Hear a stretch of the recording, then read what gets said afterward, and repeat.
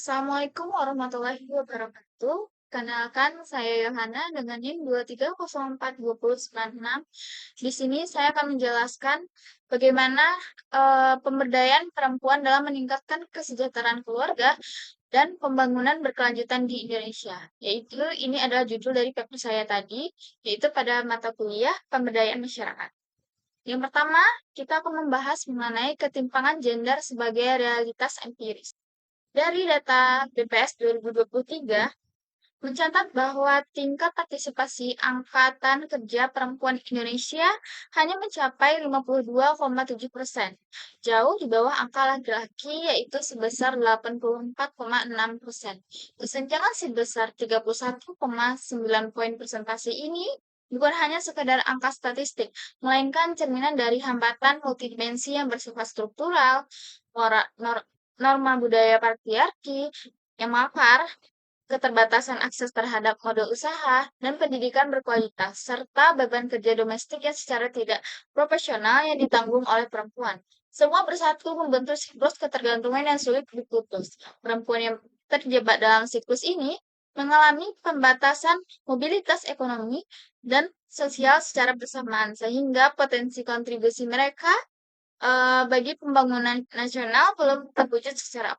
Selanjutnya, kita akan membahas mengenai landasan konseptual pemberdayaan perempuan. Yang pertama, yaitu menurut Kabir, yaitu ada 3 dimensi. Naila Kabir mendefinisikan pemberdayaan melalui 3 dimensi yang saling berkaitan, yaitu yang pertama, sumber daya, yaitu akses terhadap aset material, sosial, dan manusia. Yang kedua, agensi, kemampuan menentukan tujuan hidup secara otonom dan bertindak berdasarkan pilihan sendiri. Yang ketiga, serta percakapan. Hasil dari nyata proses pemberdayaan. Agensi menjadi inti paling krusial karena mencerminkan otonomi sejati perempuan dalam mendefinisikan dan mengejar kehidupan yang bermakna bagi dirinya sendiri, bukan sekedar mengikuti norma yang ditetapkan orang lain.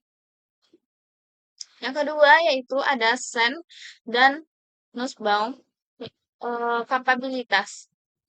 Amartya Sen memandang pembangunan sebagai perluasan kebebasan substantif manusia. Kemiskinan bukan sekedar kekurangan pendapatan, melainkan deprivasi kapabilitas ketidakmampuan menjalani kehidupan yang dihargai.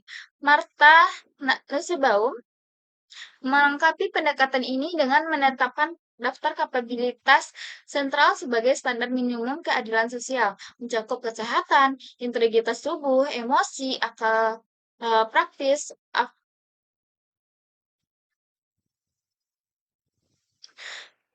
afiliasi sosial, dan kendali atas lingkungan hidup. Bagi perempuan Indonesia, deprivasi kapabilitas ini bersifat berlapis dan struktural, sehingga intervensi program harus menyentuh akar ketidaksetaraan tersebut secara komprehensif. Yang ketiga, kita yang ketiga yaitu ada Mosset transformasi struktural. David Mosset menegaskan bahwa pemberdayaan perempuan yang berkelanjutan tidak dapat dicapai hanya melalui intervensi teknis seperti pelatihan keterampilan atau pembantuan modal semata yang diperlukan. Transformasi struktural yang mengubah relasi kuasa, norma budaya, patriarki, dan sistem kelembagaan yang secara sistematis mendiskriminasi perempuan. Program-program seperti DRPPA, Desa Prima, UMKM, dan PKK harus dirancang untuk mentransformasi struktur sosial yang menghambat perempuan, bukan sekadar menambal kekurangan individual, agar dampak pemberdayaan bersifat mendalam, merata, dan berkesinambungan lintas generasi. Selanjutnya, kita akan membahas DRPPA, yaitu partisipasi dan perlindungan di tingkat desa.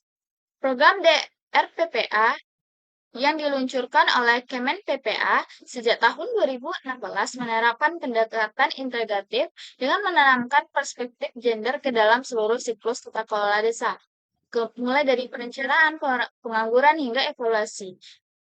Program ini telah menjangkau lebih dari 2.000 desa di seluruh Indonesia, menghasilkan peningkatan partisipasi formal perempuan dalam musyawarah desa, serta peningkatan pelaporan kekerasan berbasis gender sebagai tanda meningkatnya kepercayaan masyarakat terhadap sistem perlindungan. Namun demikian, tantangan utama yang masih dihadapi adalah bahwa kehadiran formal perempuan tidak selalu berbanding lurus dengan pengaruh nyata dalam pengambilan keputusan strategis di selanjutnya, kita akan membahas mengenai desa prima, pemberdayaan ekonomi kontekstual. Pada program Desa Prima, Perempuan Indonesia Maju Mandiri dirancang secara konseptual dengan memberi pelatihan yang disesuaikan berdasarkan keunggulan komparatif setiap daerah di wilayah pertanian. Perempuan dilatih mengolah untuk pertanian bernilai tambah tinggi. Sementara di kawasan pesisir pelatihan difokuskan pada pengolahan hasil laut dengan kerajinan lokal. Evaluasi tahun 2023 mencatat peningkatan pendapatan keluarga rata-rata 25 hingga 35%. Selain dampak ekonomi, peserta menunjukkan meningkatkan kepercayaan diri, peran aktif dalam pengambilan keputusan keluarga, dan kepemimpinan sosial. Tantangan yang yang dihadapi mencakup keterbatasan biaya formal akibat minimnya anggunan serta rendahnya literasi digital yang menghambat keluasan pasar. Selanjutnya kita akan membahas mengenai UMKM kontribusi besar yang ada value. UMKM berkontribusi lebih besar, maaf, UMKM berkontribusi lebih dari 60% PDB nasional dan menyerap 97% tenaga kerja Indonesia. Dengan 34% unitnya dikelola perempuan. Tingkat pembayaran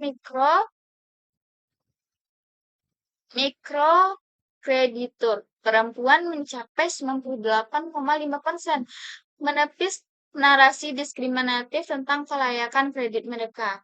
Program pemberdayaan mencakup keterampilan produksi, manajemen keuangan, branding, sertifikasi produk, dan onboarding e-commerce. Namun, 4 hambatan sistematik masih menghambat ketidakadaan aset sebagai anggunan rendah literasi digital, beban domestik yang menyita waktu, serta terbatasnya akses informasi pasar. Selanjutnya, kita akan membahas mengenai PKK infrastruktur sosial 5 dekade, yaitu jangkauan nasional hingga tingkat RT dengan jaringan kader teruji selama 5 dekade. Yang pertama yaitu ada jangkauan dan jaringan kader. PKK memiliki keunggulan struktural yang tidak dimiliki program lain, yaitu jaringan kader yang menjangkau seluruh lapisan masyarakat, mulai dari tingkat nasional, provinsi, kabupaten kota, kecamatan, desa, atau kelurahan, hingga satuan terkecil yaitu rukun atau RT. Jaringan ini telah teruji selama lebih dari 5 dekade dan menjadi tulang punggung pelaksanaan berbagai program sosial kemasyarakatan di Indonesia. Kesehatan yang kedua yaitu kesehatan ibu dan anak, inklusi keuangan. Melalui posyandu yang dikelola oleh kader PKK, program ini memberikan kontribusi nyata dalam menurunkan angka kematian ibu dan bayi, serta meningkatkan gizi balita di seluruh pelosok Indonesia. Selain itu, kelompok tabungan PKK berperan penting dalam mendorong inklusi keuangan bagi perempuan di pedesaan, yang selama ini tidak terjangkau layanan perbankan formal, sehingga membuka akses modal usaha kecil. Yang ketiga yaitu ada tantangan modernisasi PKK. Tantangan terbesar PKK saat ini adalah modernisasi. Citranya agar tidak lagi identik dengan penguatan peran domestik perempuan semata, PKK perlu bertransformasi menjadi platform pemberdayaan perempuan yang egaliter, inklusif, responsif terhadap kebutuhan perempuan masa kini, termasuk dengan memanfaatkan teknologi digital untuk memperluas dampak program dan mempertahankan relevansi substansinya di tengah perubahan sosial. Selanjutnya, kita akan membahas mengenai 4 hambatan sistematik lintas program. Apa saja sih hambatan bersama yang menghambat dampak pemberdayaan perempuan di seluruh program? Yang pertama, yang pertama yaitu norma patriarki dan fragmentasi kelembagaan. Norma patriarki eksternal dan internal yang persisten membatasi aspirasi perempuan dalam ruang publik maupun domestik. Selain itu, fragmentasi kelembagaan lintas kementerian menyebabkan tumbang tinggi program yang kesenjangan layanan dan melemahkan efektivitas pemberdayaan secara keseluruhan. Yang kedua yaitu defisit infrastruktur digital, kesenjangan infrastruktur digital antar wilayah urban dan rural membatasi akses perempuan terhadap pasar informasi dan layanan digital, rendahnya literasi digital, dan konektivitas internet di daerah terpencil menghambat perluasan usaha dan partisipasi ekonomi perempuan secara signifikan. Yang ketiga yaitu beban kerja domestik tidak berbayar. Perempuan menanggung beban kerja domestik tidak berbayar 3 hingga 4 kali lebih besar dibandingkan laki-laki. Beban ini menyita waktu dan energi seharusnya dapat digunakan untuk kegiatan produktif, pelatihan, maupun partisipasi dalam program pemberdayaan ekonomi dan sosial. Selanjutnya ada 6 rekomendasi transformatif lintas program. Rekomendasi pertama, pemerintah perlu membangun sistem data real-time, integrasi lintas kementerian untuk koordinasi program dan evaluasi dampak secara akurat. Yang kedua, skema pembiayaan alternatif berbasis rekam jejak bisnis dan penilaian karakter melibatkan microfinance, fintech, dan BPR harus dikembangkan agar perempuan tanpa tanggungan tetap dapat mengakses modal usaha. Yang ketiga, program literasi digital berbasis komunikasi dengan berbasis lokal dan jadwal fleksibel harus diperluas agar perempuan di daerah terpencil dapat memanfaatkan teknologi digital untuk pengembangan usaha. Keempat, pelatihan perspektif gender wajib bagi seluruh aparatur desa diperlukan untuk memastikan kebijakan desa berpihak pada kesetaraan dan pemberdayaan perempuan secara substantif. Yang kelima yaitu PKK perlu repositioning sebagai platform pemberdayaan perempuan modern dan berbasis digital di tingkat nasional, melampaui peran domestik tradisional. Keenam, kebijakan redistribusi beban kerja domestik harus diintegrasikan secara eksplisit dalam seluruh desain program agar perempuan memiliki waktu dan energi cukup untuk berpartisipasi penuh dalam kegiatan ekonomi dan sosial. Selanjutnya, kita akan membahas mengenai investasi pada perempuan adalah investasi untuk semua. Ketika perempuan berkembang, seluruh ekosistem sosial dan ekonomi ikut berkembang. DRPPA, Desa Prima, UMKM, PKK membentuk arsitektur kebijakan pemberdayaan perempuan yang komprehensif dan saling melengkapi, menuju kerangka Kabir, SIN, dan Nasbum.